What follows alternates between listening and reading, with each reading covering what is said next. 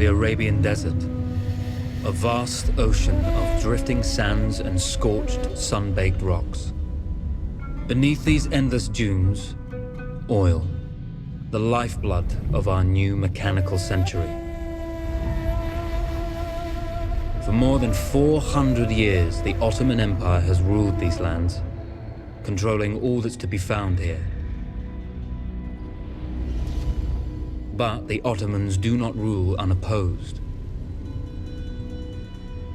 Small bands of Bedouin rebels have united to overthrow the empire.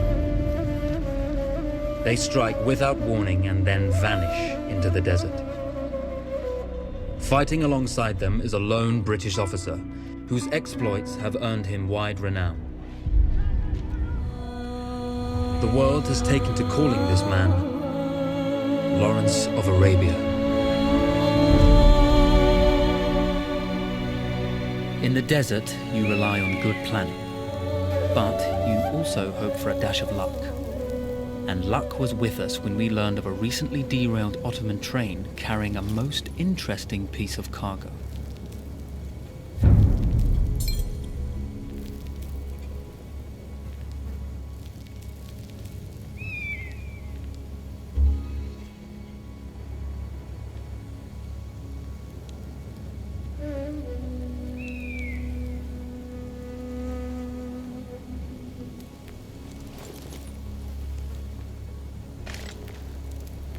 A small patrol had joined the Ottomans who survived the crash. Together, they guarded the wreckage and waited for reinforcements.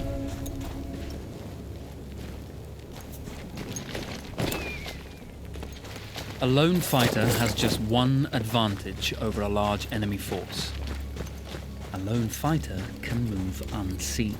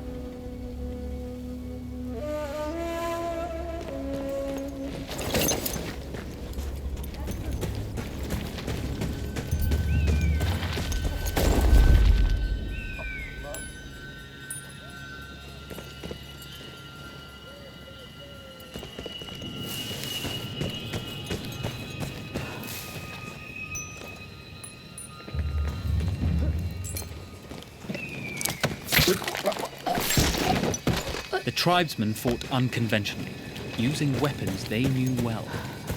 Endurance, individual intelligence, and courage were their priorities.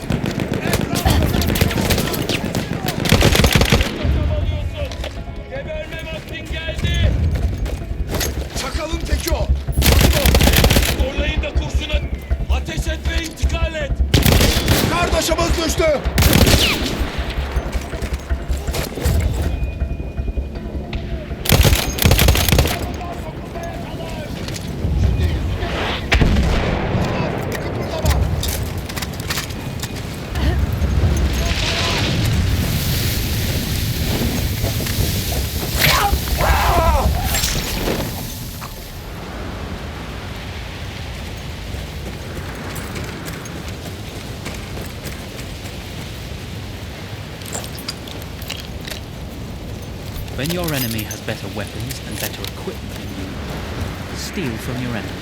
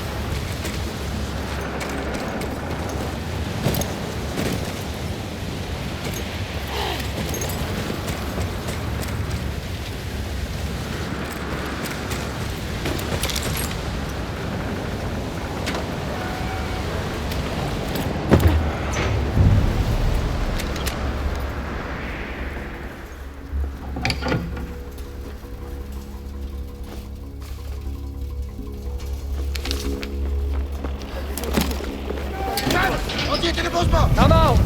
It's over!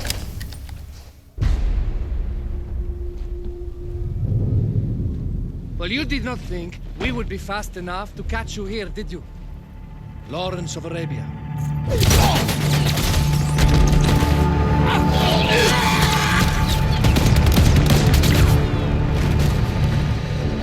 Actually, I was rather depending on it. Lawrence. Well, this is very clever. Now the hunter becomes the hunted. So who might you be? How enchanting you are, my dear. Ahmed. I'll show you enchanting. If it weren't for you, I'd be free. Free, is it? You'll be free when you're dead. And I'm happy to tell you, the Empire intends to grant you all this freedom very soon. Even now, an engine of destruction scours this desert, obliterating your allies, your families, your homes. Soon there will be nowhere to run. Nowhere to hide. Soon all that you know, and all that you love, will be ashes. You will all be free to die.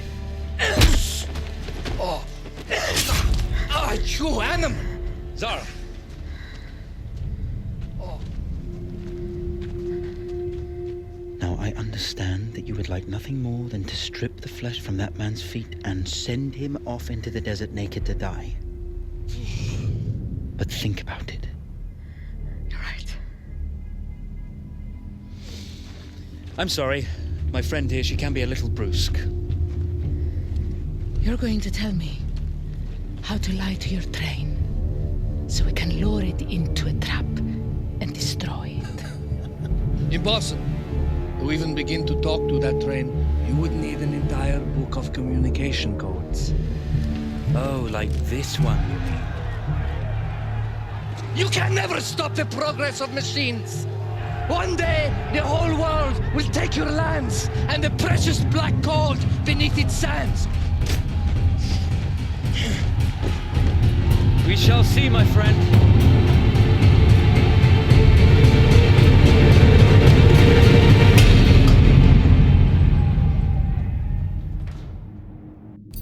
Of course, obtaining the codebook was not enough. To destroy this Iron Dragon, this Canavar, as the Ottomans had named it, we had to send it 3 encrypted messages telling it to stand down.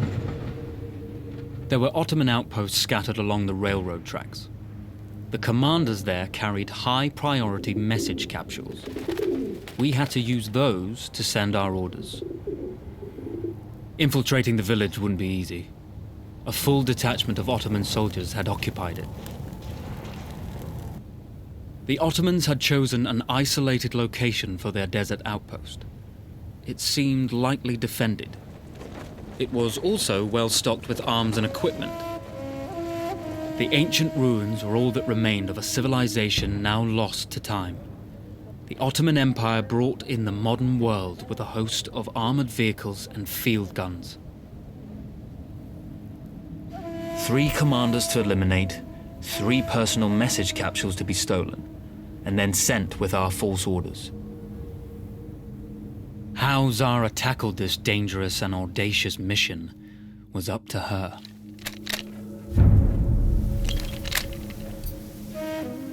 The Bedouin treasured their horses, and in return, those animals granted their riders unparalleled speed and mobility.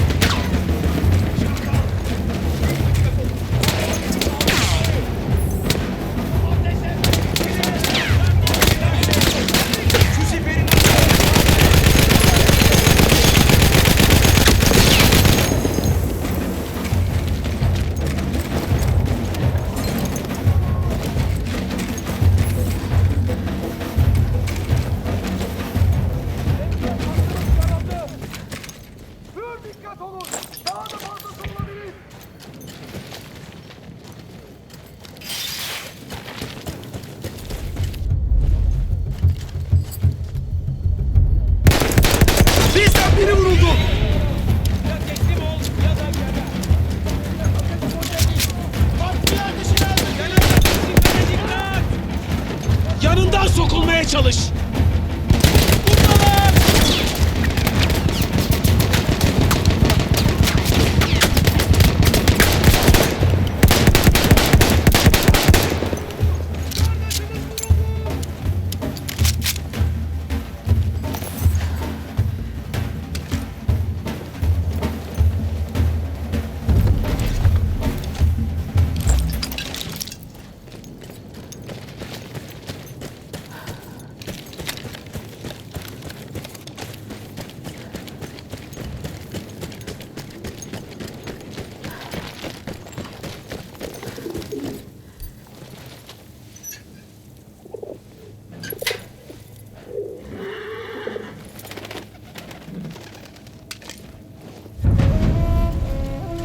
A single order wouldn't be enough.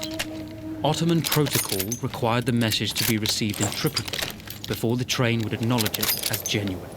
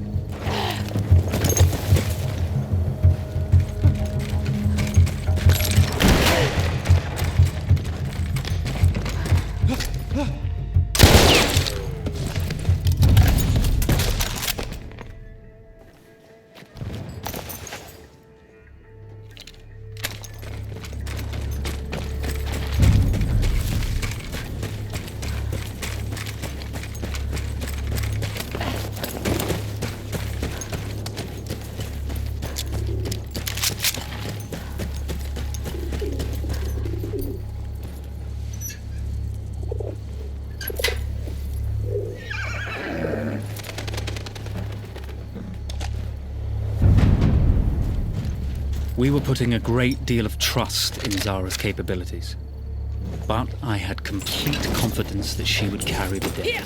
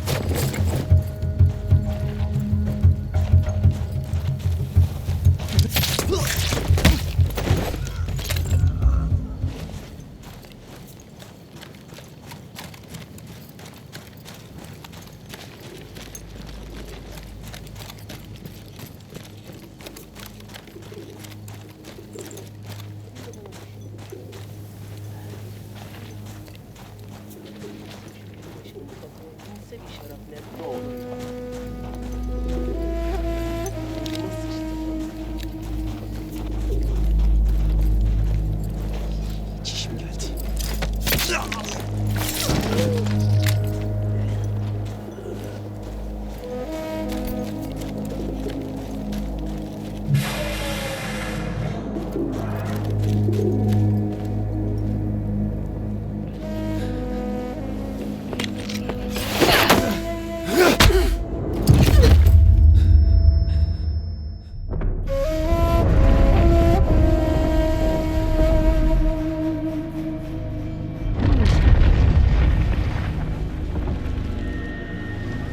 Although you see, the message had already been sent, my dear. Not the message you would have wanted. Lawrence was such a good host. It almost seemed rude to escape. I made sure to note the location of Lawrence's camp, of course. Which means the train knows too. Twice, you told that train everything was clear. But I told it exactly where to attack.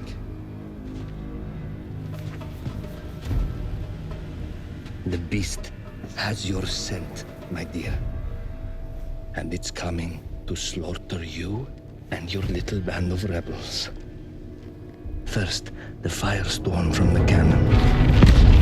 Then, up close with the troops to slaughter any survivors.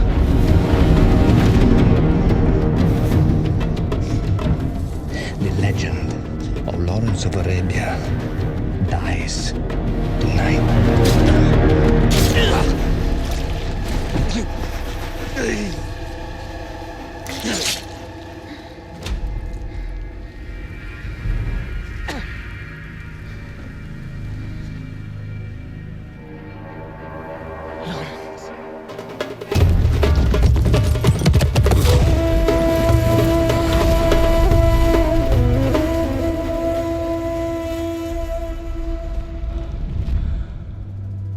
You slipped away just in time. Tilkitchi was a fool to think we'd ever stay after he escaped. The carnival won't stop hunting us. No, it won't. Let me think. The train's coming a long way. So it'll have to stop to take on water. That's where we strike. Agreed. I'll deal with any sentries, then rig explosives on the track. Yes, and I'll rally our fighters. When I blow the lines, the train will be trapped. So when you hear the blast, you need to attack them with everything you have. It's good. But you know that there's a chance the men may not come. You may set off those explosives and find you're out there all alone. You know that. I guess I won't know either way until I set it off.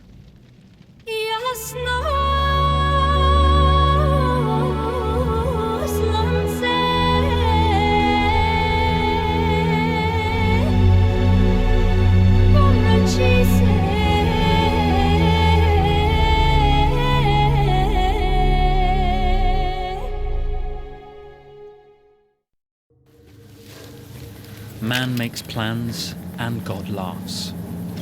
As it turned out, the small town where we would ambush the train had a significant enemy presence. Those troops would have to be dealt with before the explosives could be set.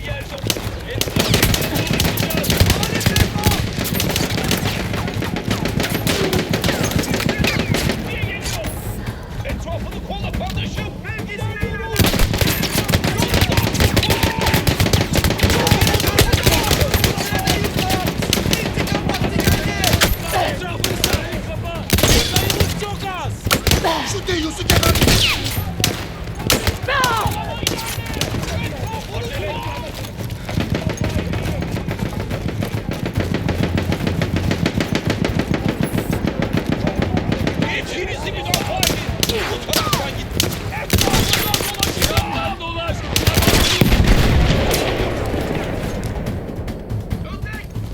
Kapıyı ateşine al.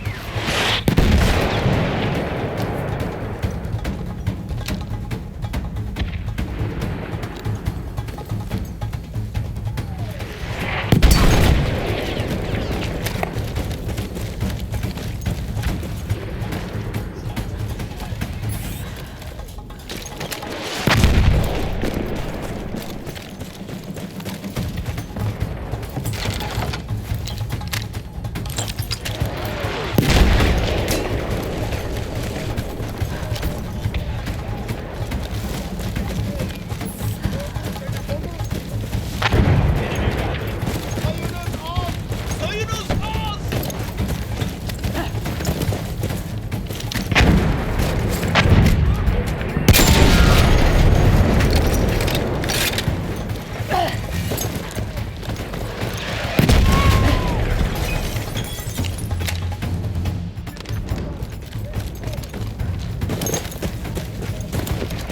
Kapıya geliyor. Teslim ol.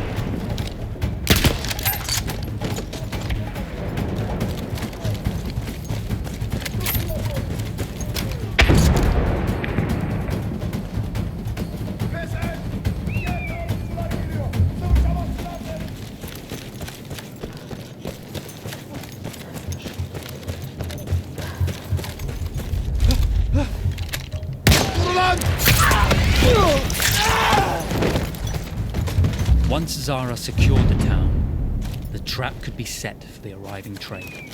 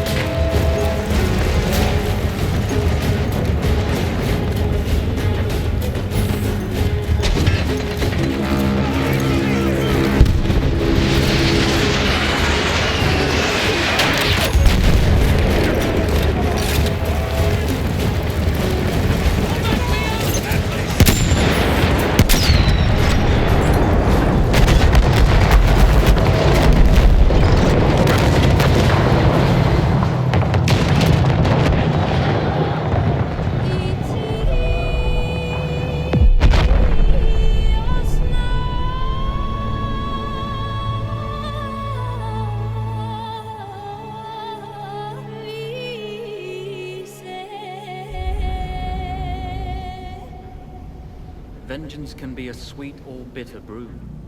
How did you find it, Zara?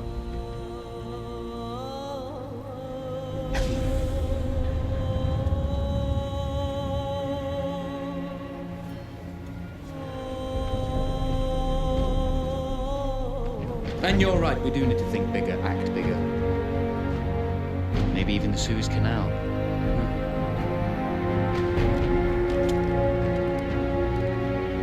Tell me, what do you know about battleships?